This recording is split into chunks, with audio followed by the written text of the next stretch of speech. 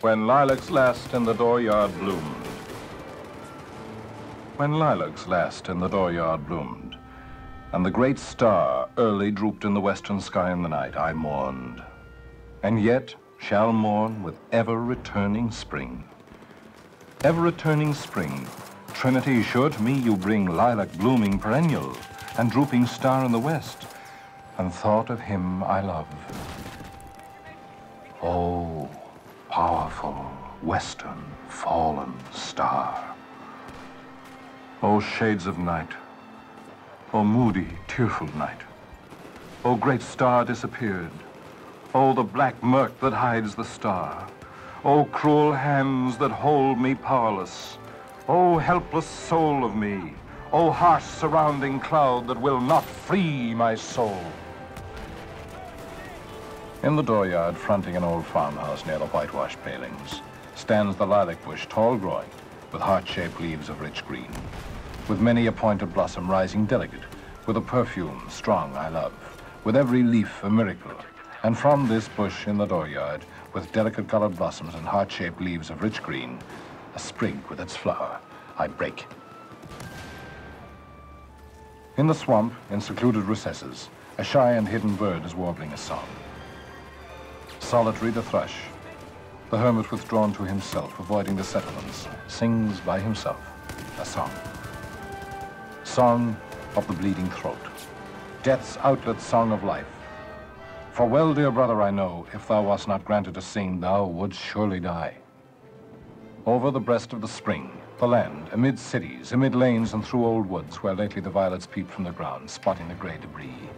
Amid the grass in the fields, each side of the lanes, passing the endless grass, passing the yellow-speared wheat, every grain from its shroud in the dark brown fields uprisen, passing the apple tree blows of white and pink in the orchards, carrying a corpse to where it shall rest in the grave. Night and day, journeys a coffin. Coffin that passes through lanes and streets, through day and night with a great cloud darkening the land, with the pomp of the in-looped flags, with the cities draped in black, with the show of the states themselves as of crepe-veiled women standing, with processions long and winding, and the flambeaux of the night, with the countless torches lit, with the silent sea of faces and the unbared heads, with the waiting depot, the arriving coffin, and the somber faces, with dirges through the night, with 1,000 voices rising strong and solemn, with all the mournful voices of the dirges poured around the coffin, the dim-lit churches and the shuddering organs, where amid these you journey, with the tolling, tolling bells' perpetual clang. Here, coffin that slowly passes, I give you my sprig of lilac. Not for you, for one alone, blossoms and branches green, to coffins all I bring. For fresh as the morning, thus would I chant a song for you, O sane and sacred death. All over bouquets of roses, O death, I cover you over with roses and early lilies, but mostly and now the lilac that blooms the first. Copious I break, the sprigs from the bushes, with loaded arms I come, pouring for you, and the coffins all of you, O death. O western orb, sailing the heaven, now I know what you must have meant, as a month since I walked, as I walked in silence the transparent shadowy night, as I saw you had something to tell as you bent to me, night after night as you drooped from the sky, low down, as if to my side, while the other stars all looked on, as we wandered together the solemn night. For something, I know not what, kept me from sleep. As the night advanced, and I saw on the rim of the west how full you were of woe, as I stood on the rising ground in the breeze, in the cool, transparent night, as I watched where you passed and was lost in the netherwood black of the night, as my soul in its trouble dissatisfied sank, as where you, sad orb, concluded, dropped in the night, and was gone. Sing on there in the swamp, O singer, bashful and tender, I hear your notes, I hear your call, I come presently, I understand you. But a moment, I linger, for the lustrous star has detained me. The star my departing comrade holds and detains me. Oh, how shall I warble myself for the dead one there I loved? And how shall I deck my song for the large, sweet soul that is gone? And what shall my perfume be for the grave of him I love? Sea winds, blown from east and west, blown from the eastern sea and blown from the western sea, till there on the prairies meeting, these and with these and the breath of my chant, I'll perfume the grave of him I love. Oh, what shall I hang on the chamber walls? And what shall the pictures be that I hang on the walls to adorn the burial house of him I love? Pictures of growing spring and farms and homes, with the 4th month eve at sundown, and the gray smoke lucid and bright, with floods of the yellow gold of the gorgeous, indolent, sinking sun, burning, expanding the air, with the fresh, sweet herbage underfoot, and the pale green leaves of the trees prolific. In the distance, the flowing glades, the breast of the river, with a wind apple here and there, with ranging hills on the banks, with many a line against the sky, and shadows, and the city at hand with dwellings so dense, and stacks of chimneys, and all the scenes of life on the workshops, and the workmen homeward returning. Lo, body and soul, this land, my own Manhattan with spires, and the sparkling and hurrying tides, and the ships, the varied and ample land, the south and the north and the light, Ohio's shores and flashing Missouri, and ever the far-spreading prairies covered with grass and corn. Lo, the most excellent sun, so calm and haughty, the violet and purple morn with just felt breezes, the gentle, soft-born, measureless light, the miracles spreading, bathing all, the fulfilled noon, the coming eve delicious, the welcome night and the stars over my city shining, all enveloping man and land. Sing on, you gray brown bird. Sing from the swamps, the recesses, pour your chant from the bushes, limitless, out of the dusk, out of the cedars and pines. Sing on, dearest brother. Warble your reedy song, loud human song with voice of uttermost woe. Oh, liquid and free and tender, oh, wild and loose to my soul, oh, wondrous singer, you only I hear, yet the star holds me, but will soon depart. Yet the lilac with mastering odor holds me.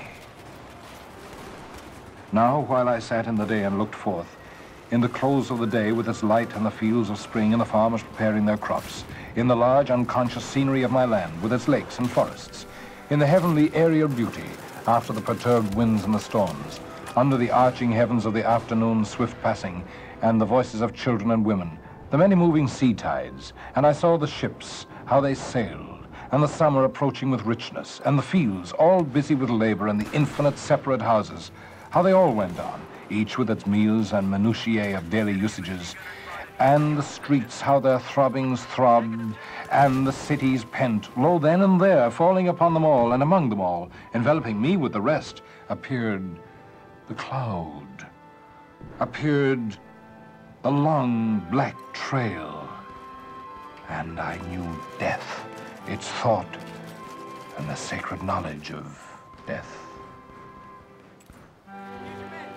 Then, with the knowledge of death as walking one side of me, and the thought of death close walking the other side of me, and I in the middle as with companions and as holding the hands of companions, I fled forth to hiding, receiving night that talks not, down to the shores of the water, the path by the swamp in the dimness to the solemn, shadowy cedars and ghostly pines, so still. And the singer, so shy to the rest, received me. The gray-brown bird, I know, received us comrades three, and he sang the carol of death, and a verse for him I love. From deep secluded recesses, from the fragrant cedars and the ghostly pines, so still came the carol of the bird. and the charm of the carol wrapped me, and I held, as if by their hands, my comrades in the night, and the voice of my spirit tallied the song of the bird. Come, lovely and soothing death, undulate round the world, serenely arriving in the day and the night to all, to each, sooner or later, delicate death. Praised be the fathomless universe, for life and joy, and for objects and knowledge curious, and for love, sweet love. But praise, praise, praise for the sure and winding arms of cool enfolding death. Dark mother, always gliding near with soft feet, have none chanted for thee a chant of fullest welcome? Then I chant it for thee, I glorify thee above all. I bring thee a song that when thou must indeed come unfalteringly. Approach, strong deliveress. When it is so, when thou hast taken them, I joyously sing the dead, lost in the loving, floating ocean of thee, laved in the flood of thy bliss, O death. From me to thee, glad serenades, dances for thee I propose saluting thee, adornments and feastings for thee, and the sights of the open landscape and the high-spread sky are fitting, and life and the fields and the huge and thoughtful night. The night, in silence under many a star, the ocean shore and the husky whispering wave whose voice I know, and the soul turning to thee, O vast and well-veiled death, and the body gratefully nestling close to thee. Over the treetops I float thee a song, over the rising and sinking waves, over the myriad fields and the prairies wide, over the dense-packed cities all and the teeming wharves and ways, I float this carol with joy to thee, O death. To the tally of my soul, loud and strong, kept up the gray-brown bird, with pure, deliberate notes spreading, filling the night. Loud in the pines and cedars dim, clear in the freshness moist and the swamp perfume, and I with my comrades there in the night. While my sight that was bound in my eyes unclosed as to long panoramas of visions, and I saw askant the armies. I saw, as in noiseless dreams, hundreds of battle flags borne through the smoke of the battles and pierced with missiles. I saw them, and carried hither and yon through the smoke, and torn and bloody, and at last but a few shreds left on the staffs, and all in silence, and the staffs all splintered and broken. I saw battle corpses, myriads of them, and the white skeletons of young men. I saw them. I saw the debris, and debris of all the slain soldiers of the war. But I saw they were not as was thought. They themselves were fully at rest. They suffered not. The living remained and suffered. The mother suffered, and the wife and the child and the musing comrades suffered, and the armies that remained suffered. Passing the visions, passing the night, passing, unloosing the hold of my comrades' hands, passing the song of the hermit bird and the tallying song of my soul, victorious song, death's outlet song, yet varying, ever-altering song, as low and wailing, yet clear the notes, rising and falling, flooding the night, sadly sinking and fainting, as warning, and yet again bursting with joy, covering the earth and filling the spread of the heaven. As that powerful psalm in the night I heard from recesses passing, I leave thee, lilac, with heart-shaped leaves. I leave thee there in the dooryard, blooming, returning with spring.